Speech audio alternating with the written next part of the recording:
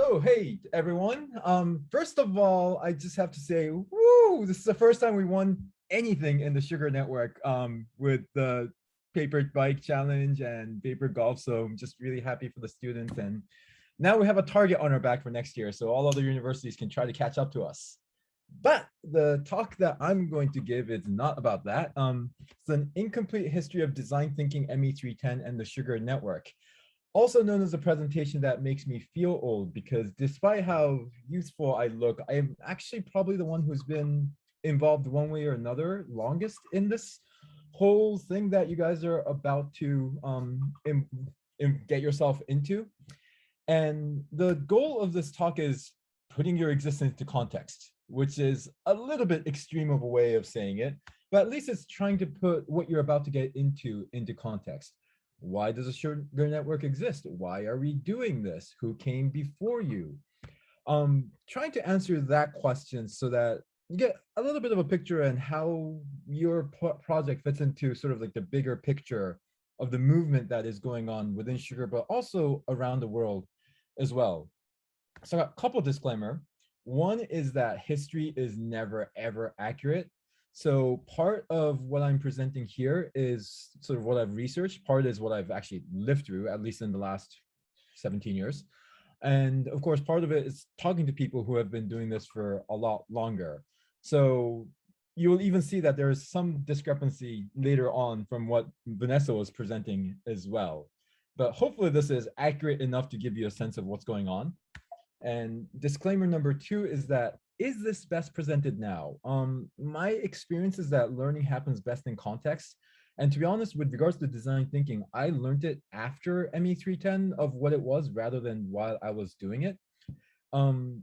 So maybe I sometimes feel like this kind of talk makes sense after your project is over or near the end, but you don't want to be doing this during the expo. During the expo, it's all about you guys, not us talking to you. So yeah, we're doing it now. So who am I? I've been introduced as the guy from the Kyoto Institute of Technology. I'm one of the teaching team members there, but I've also been around in different places. Where I got my start with this was actually the ME310 program. And if you've never heard of ME310, I'll quickly get into it. But I was a master's student in mechanical engineering at Stanford. And we had one of the, not the earliest, but one of the earlier global projects working with BMW and with Technical University of Munich back in the day, before like the technical, I don't know if we have any TU Munchies this year. I don't know if TUM is part of the network, but they've been, their software engineering department's been involved the last, I want to say 5 years, but 17 years ago, their industrial engineering department was part of the network. And I got to work on a BMW project, which became a little bit of an urban lore for the fact that we actually drilled a hole in the windshield of a perfectly good 3 Series convertible, and then drove down the highway with it. It was improving the open air experience, or the convertible car experience. And yeah, we did some serious damage to this car. But we also got known as the team that got pulled over the most by police. Back then it was not so bad, I guess. I don't know. I feel like the police thing is a little bit more of a taboo thing now, but yeah, a lot of California Highway Patrol police pulled us over because we were driving around with cars with duct tapes and plexiglass and really, really dangerous looking things attached to it. So I got my feet wet during 2004, 2005 when I was a student. Was fortunate enough to be selected to be a teaching assistant there. And then a couple of years later, I came back to be the executive director, which was kind of more responsible for handling the network, let's say, sort of communicating with the partner universities as well as the partner companies. Then I moved over to actually ENPC Paris.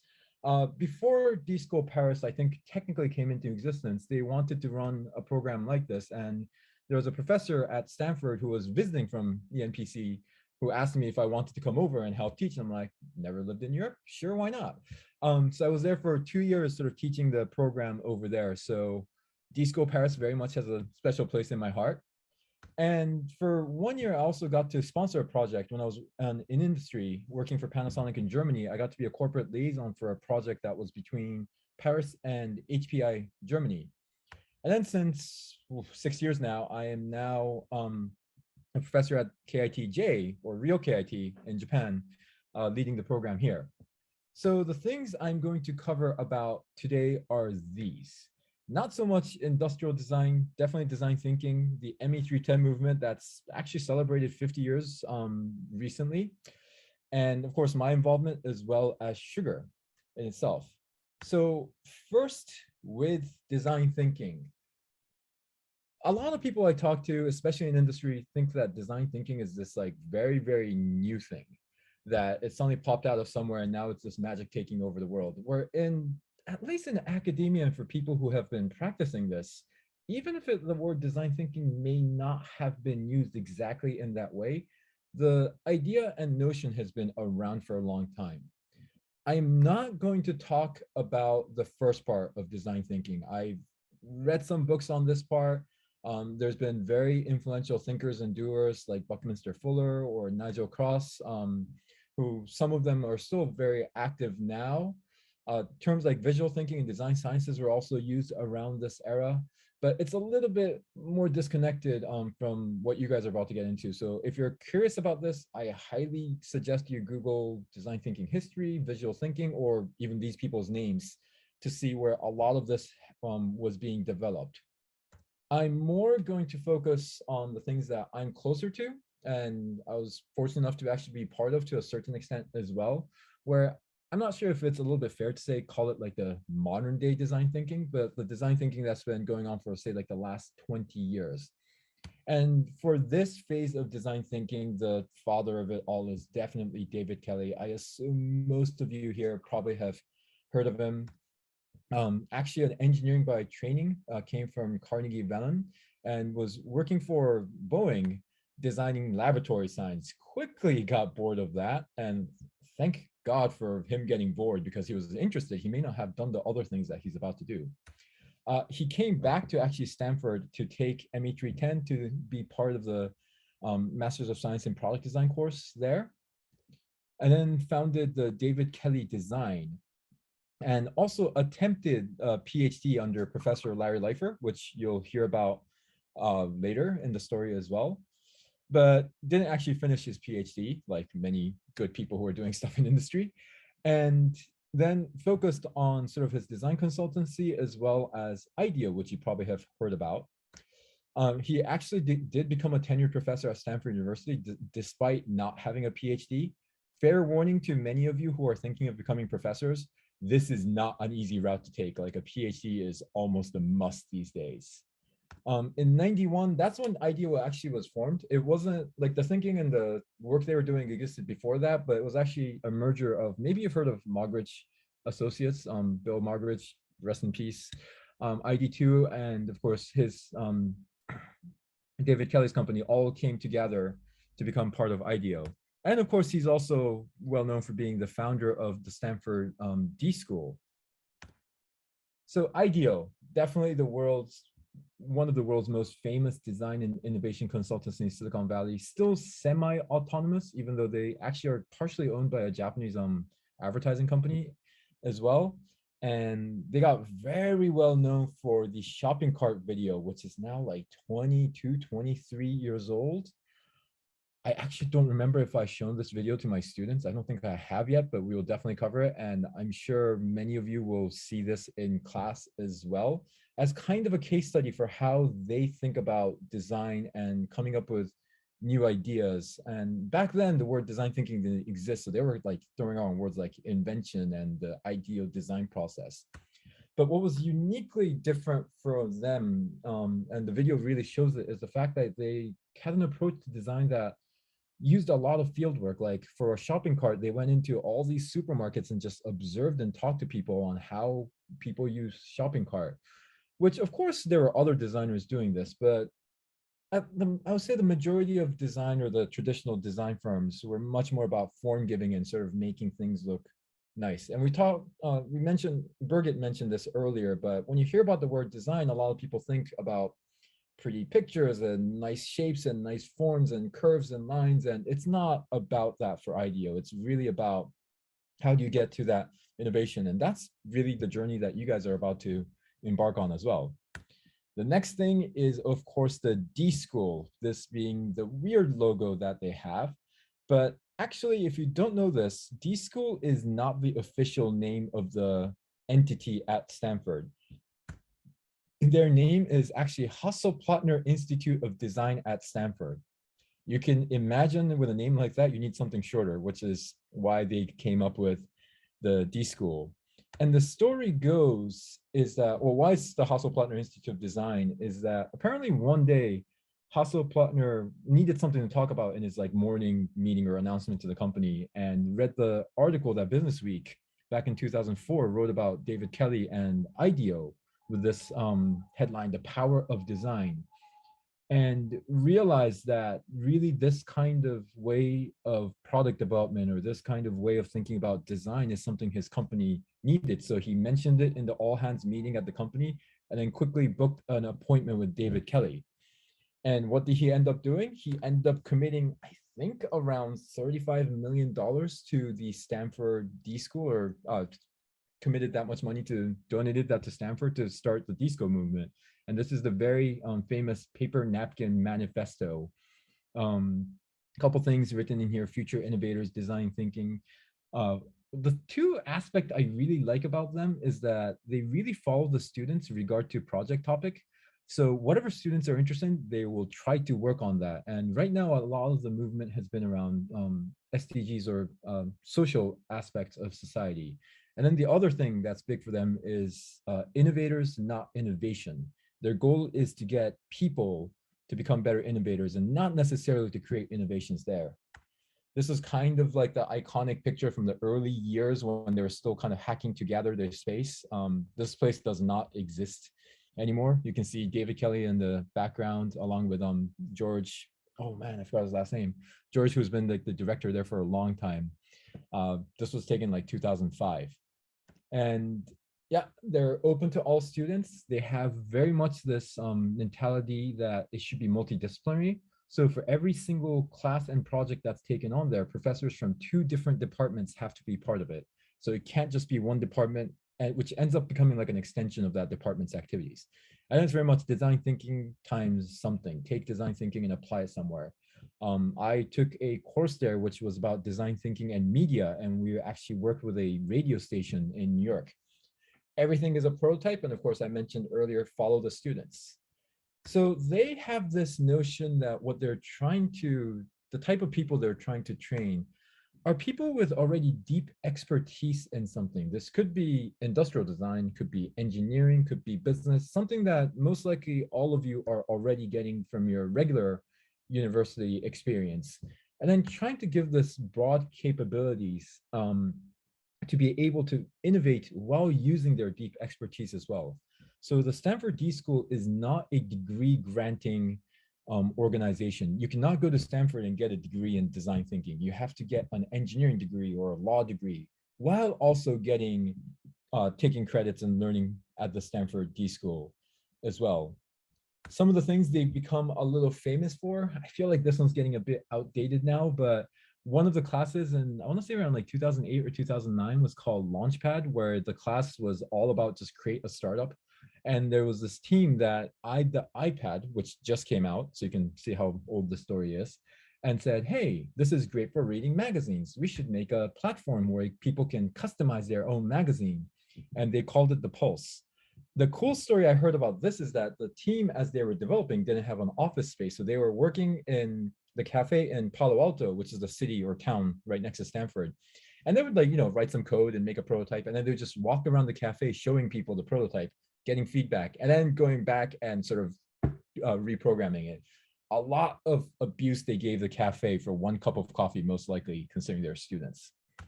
They got bought out by LinkedIn a while back. Let's see, 2013. So they no longer exist as a standalone company, but yeah, that was a big case for them. The other one, more on the social side, maybe you've seen this. Janet Chen, who came up, who was part of the team for the Embrace, gave a really, really moving TED Talk back in the day. They ended up creating a baby incubator, something to keep prematurely born babies warm so that they can stay alive. And of course, real hospitals, I shouldn't say real, but proper in infrastructuralized hospitals have like $10,000 machines connected to electricity that will be able to do this. But in developing countries, I think they're working in, I want to say Nepal. There are a lot of people who are born in villages that don't have access to these kinds of hospitals. So they end up using phase change wax that you can heat up, and then it will keep a certain temperature for like, I think like 5 or 6 hours. And you just keep heating this wax in hot water and putting it. So you don't need electricity to do so. Highly suggest you watch the tech talk. Just Google Embrace, and I'm pretty sure it will show up. So when I was at Stanford, and even now, sometimes I get asked about sort of what's the design at Stanford, because it's still so well known for design thinking in the D school. And it's really, really messy over there. The ME310 that ultimately kind of became the forefather of sugar is actually part of the design group, which is in the mechanical engineering department in the School of Engineering as well. And that's also where the research entity, Center for Design Research, exists there. If you're going into a PhD or research track on sort of design methodology, I'm sure you'll be collaborating with and reading papers from people there as well. The D School is actually outside of this entire framework. They're an organization that is university-wide, so you can join there no matter what department you come from. What adds the confusion even more is that these two are in the same building at Stanford. So many people think ME310 is part of the D School, which it's technically not, because ME310 is much, much older than the D School in itself. And then there's this thing called the Joint Program in Design, or the master's program that they had with the Mechanical Engineering Department and the Art Department. But recently that got taken down and now it became known as Design Impact. Art Department's not part of it anymore. And then there's also the Biodesign program. Yeah, I'm not expecting to learn this, but the one key takeaway here is that Stanford doesn't have a design department. They don't have a traditional industrial design department. A lot of the design and the thinking that came from Stanford with regards to this kind of design actually came from engineering, specifically the mechanical engineering department. So let's talk design thinking. There are so many definitions and origins of the word out there. One article I found said they stopped calling ideals approach design and calling it design thinking, so that there would be the owners of the process and the mindset and the methodology, rather than people associating them with sort of pretty cars and style.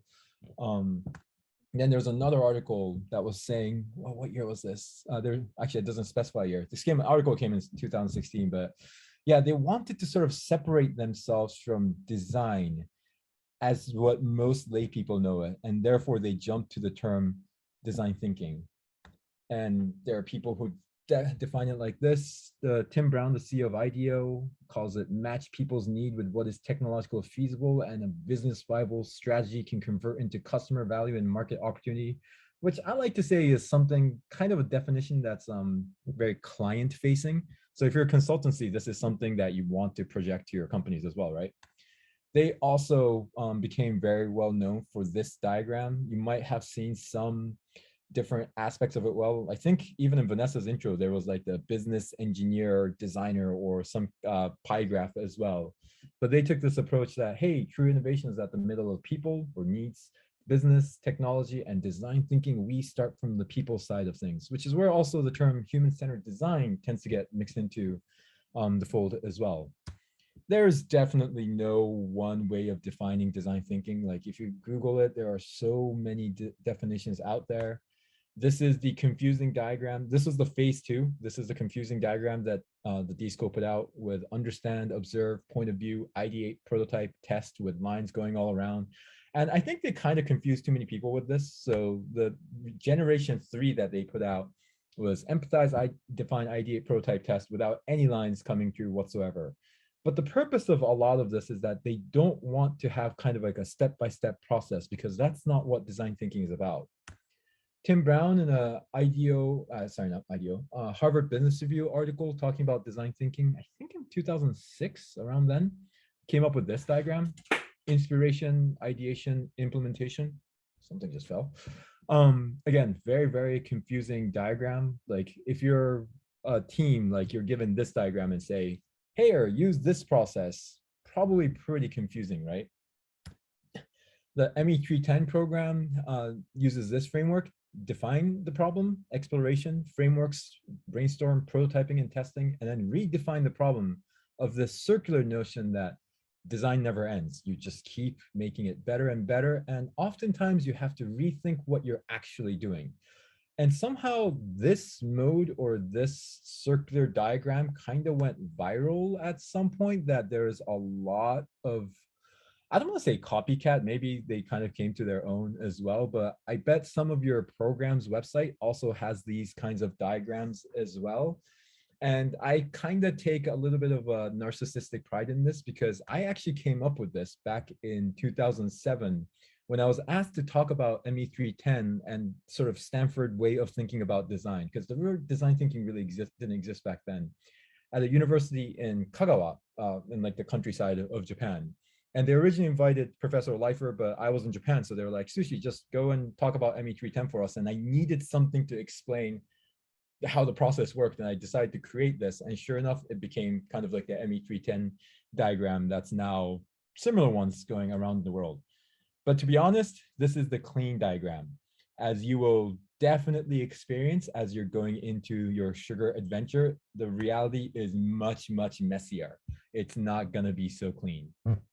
But it's also so much more than just the process. I don't like how design thinking gets so processy, or when people talk about design thinking or innovation, everyone just thinks about process, because I feel like it misses other aspects of it as well, which is people, place, both metaphorically as physically. Like you can imagine if a complete different set of people in a complete different set of context uses the same process, they'll probably come up with very different results, probably of varying quality as well. I didn't come up with this 3P framework, but I actually use it a lot when I go to companies and do lectures and workshops trying to explain design thinking as well. So my challenge to you moving forward regards to design thinking is find your own design thinking in the next 9 months. Be reflective about how you're doing it, what challenge your professors or your teaching teams are putting you into, and think about, okay, why is this make sense as a design process? And hopefully you'll be able to walk away not just having done the project, but also have a better understanding of how to do these kinds of projects.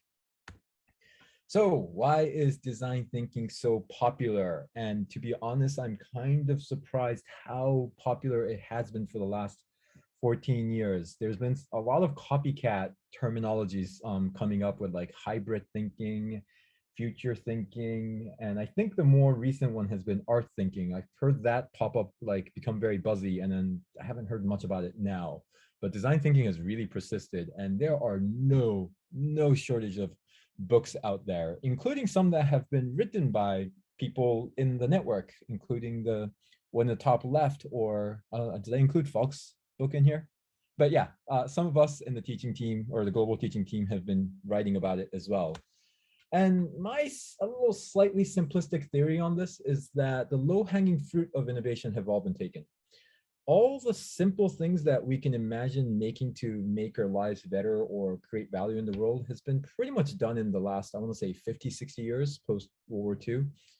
And now we're all yearning to find that innovation that is a little bit pushing beyond the boundaries, or a little bit more unexpected, or a little bit less obvious. And I think this is why the world has clamored on for both the word innovation as a topic, as well as methodologies like design thinking, because they're looking for new ways, because all the obvious things they can create with the traditional way of product development has been created already. So that's everything I have to say with design thinking. I'm going to jump into ME310, the global movement that span out of it, and ultimately how that led to sugar. And a lot of what I'm actually about to talk to you about, especially the early years when I wasn't alive, I'm not that old, comes from this book, 50 Years of Redesign, which came out a couple of years ago, sort of chronicling the history of this ME310 program at Stanford. So this logo didn't exist back then. I think it was like 2007, and was actually designed by a Colombian student, because we had a ME310 logo design competition and this one won. But ME310, weird name, right? It's actually a class code at Stanford. It just stands for Mechanical Engineering 310. So I'm sure many of you in universities that have class codes have something similar as well. But yeah, that class code has now become kind of world famous. The place where this all started was actually a professor called Jim Adams, who was part of the Stanford University's design group as well. And he worked in industry for a while and came back to university only to find that there was a very big gap in how engineers designed in the real world versus how design was being taught at university, especially how theoretical universities were. And he wanted to try to bridge that gap. So it wasn't really about design thinking that he was thinking about. It was more about project-based learning, which is so common these days, but it was still pretty revolutionary back then as well. And he realized like there's so much you can learn from actually making things instead of theorizing about making something. So the book had some really fantastic pictures of engineers in the 1960s and 1970s of ME310 back then, because it was a pure engineering class back when students wore ties, and also sort of examples of projects back in the day and things they were doing, like a speed controlled film handling device for IBM, to which many of you are probably asking, what is film? Yeah, that we don't really use that technology so much anymore.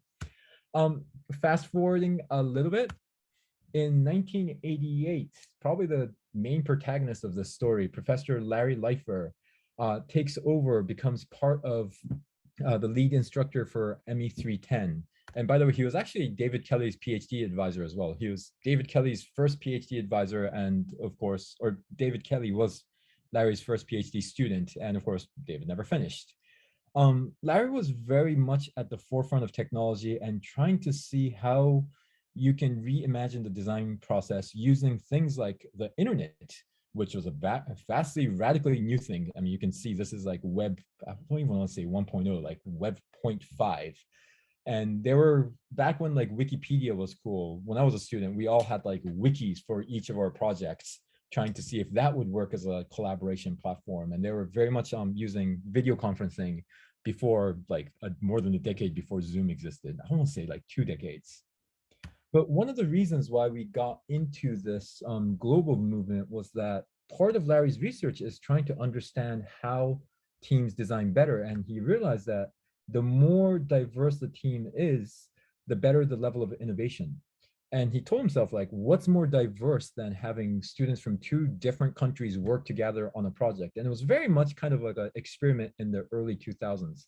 Not every project was global. When I took the program in 2004, half the teams were global, the other half were local. But we were fortunate enough to be part of that global team, where I made some lifelong connections with a bunch of Germans in Munich.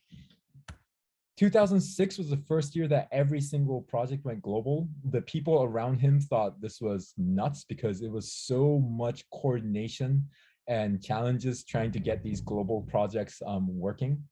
We did not have a kickoff back then. 2007 was the first year that we actually had a kickoff workshop, all at Stanford University.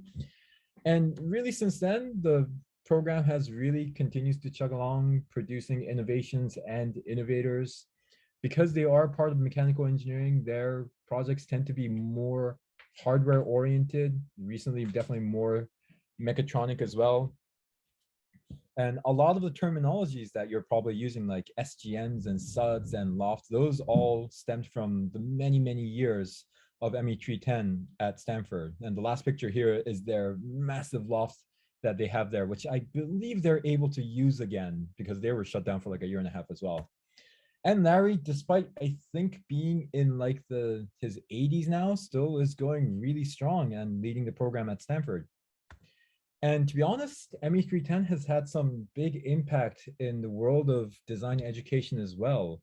There's now, I don't want to say copycat, but there's now a lot of programs I've seen, even in like the universities around me, that are trying to do these kinds of global collaboration projects like PDP at Alto, or the CBI challenge-based innovation that got stemmed out of CERN. The other thing that has changed dramatically over the years for ME310, and definitely Sugar has had a big part of this, is the kind of project topics that have come up. Because in the early years, there were very mechanical engineering oriented projects, but mechanical engineering in itself has changed as well with the advent of computers, with the internet, and also kind of this connection between computers, hardware, and the internet, ultimately leading to services And you can see here that we are now in a much more sort of software driven world as well. And there's been sort of a lot of different disciplines that have started to come in as well, including industrial design, which I must say, I have to give credit to Alto because they were the first ones to bring industrial designers into the fold in 2005. And since then, sort of at least the visual output of the posters and the prototype at the final expo has been so much better. You can kind of see the line in like the 2000s where this started to happen. Now, last but not the least, we get to Sugar. And Sugar has a little bit of the official side and the unofficial side. The official side is sort of what you've been hearing. It's the global network of universities that bring together students and companies for future innovations. Sugar Network facilitates human-centered design to young minds, which is very easy to understand and what you guys are part of. But there's also the slightly unofficial side, which is the projects that don't involve Stanford. We've come to this place where like Stanford projects are known as ME310. Sugar projects are the projects without those Stanford students. And I'll get a little bit more into that later. But in 2009, there was this slightly weird thing that happened, or kind of a change that happened, where this was a network diagram from back then.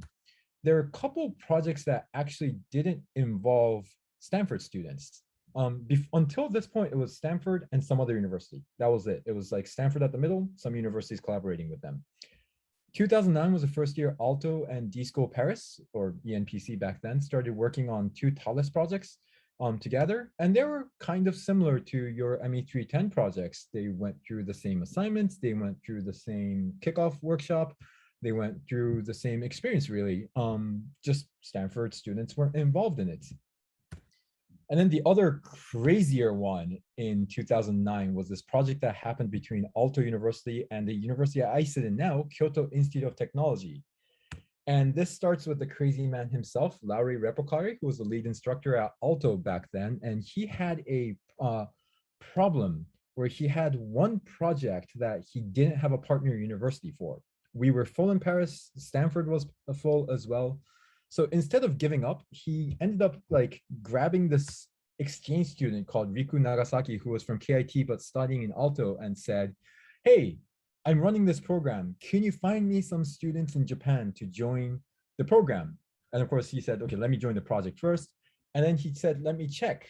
And in like a couple days, this exchange student just found 4 random students in Japan to join the program. No professors knew about it. So then he's like, great, okay, we will pay for their travel. Please tell them to be at California next week for the kickoff workshop. And that's how like roughly got started. So ME310 and now Sugar at the Kyoto Institute of Technology started because Alto University needed a partner and just grabbed some random students without any professors knowing about it. And these students, sure enough, a week later came to Stanford, managed to build a paper bike in a week and actually participated in it. And this Kempi project kind of became the instigator for the Sugar and ME310 project at KIT as well. On the official side, we say that Sugar officially started in 2011. And the one big thing that happened this year was that the network became too big that Stanford couldn't handle all the projects in Silicon Valley. And pretty abruptly, they kind of said to all the universities saying, hey, you're becoming too big. We can take your students working with Stanford, but your students not working with Stanford, please don't come because we can't handle you in our workspace.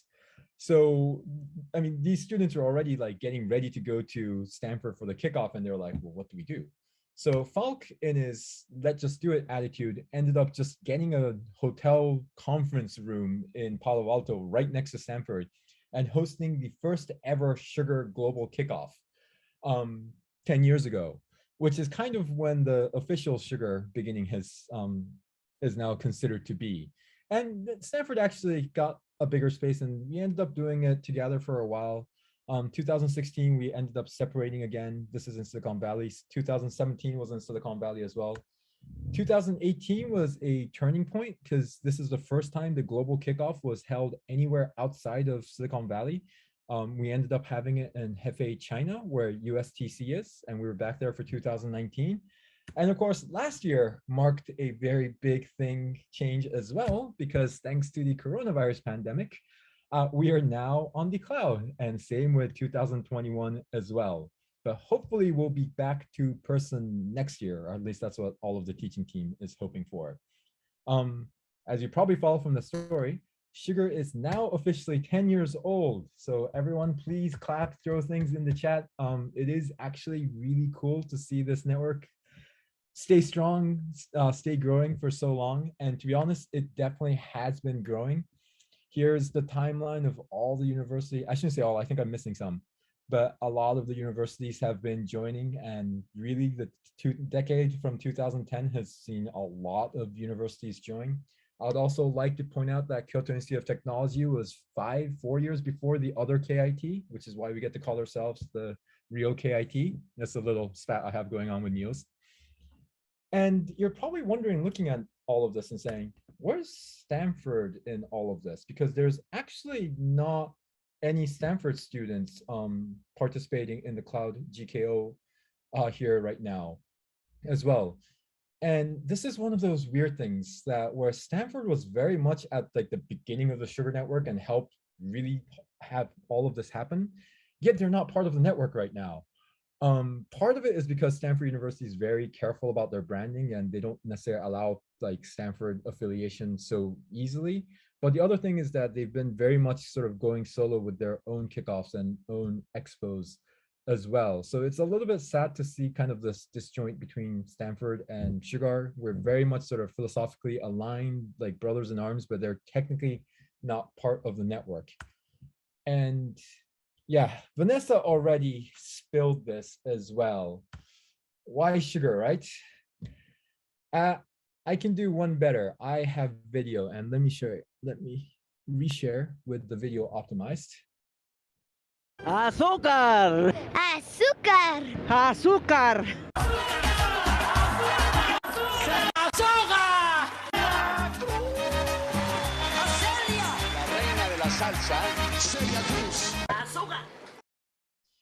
Yes, the reason we're named Sugar is because some singer from, I think Colombia, maybe Cuba, I forgot which country, sorry, but from Latin America used to have this Azúcar thing, and now it's the name of our network. If you think about that, that is crazy. And yes, the story goes with Larry Leifer, and Vanessa said Carlos Serrano, who's actually the husband of Maria Fernanda Camacho, who was at PUJ Cali, Colombia back then. I heard it was Maria, but I don't know. This is where I see history's not always accurate. And Larry was thinking of having some kind of acronym for the network of universities that were starting to come together for ME310. And somehow the SUGA came around for Stanford University Global Alliance. And then sure enough, the word sugar or azúcar in Spanish came up. And then she shows the video of this sugar chant or azúcar. And of course, that kind of became all the chant that we all tried it. And they just tried it, realized that it was really kind of catchy, and it became the sugar cry. And so the sugar cry was born. But it still needed meaning, right? Like sugar is quite random because it's sweet condiment. So Larry says, okay, how could we fit this in? Sugar could be Stanford University Global Alliance for Redesign. And that actually worked really well because Larry has this belief that all design is redesign. Like there's nothing new. We're always built on topping of something. So there you have it. Sugar actually means Stanford University Global Alliance for Redesign. Except, no. Stanford University is not officially part of the Sugar Network, as the governing body of the university has not approved this joining. Stanford University is a registered trademark and cannot be used without the consent of Stanford University. Therefore, Sugar is not Stanford University Global Alliance for Redesign. It's just Sugar. So please don't put in your LinkedIn profile or portfolio that you are a Stanford University student, because technically they are not associated, even though you just saw a whole entire presentation on how this all came from Stanford. Whew, been talking really fast. I've been giving 40 minutes and my slideshow shows me I'm exactly on the mark. So enough already. Back to you guys. Go make the future and good luck with your sugar adventure.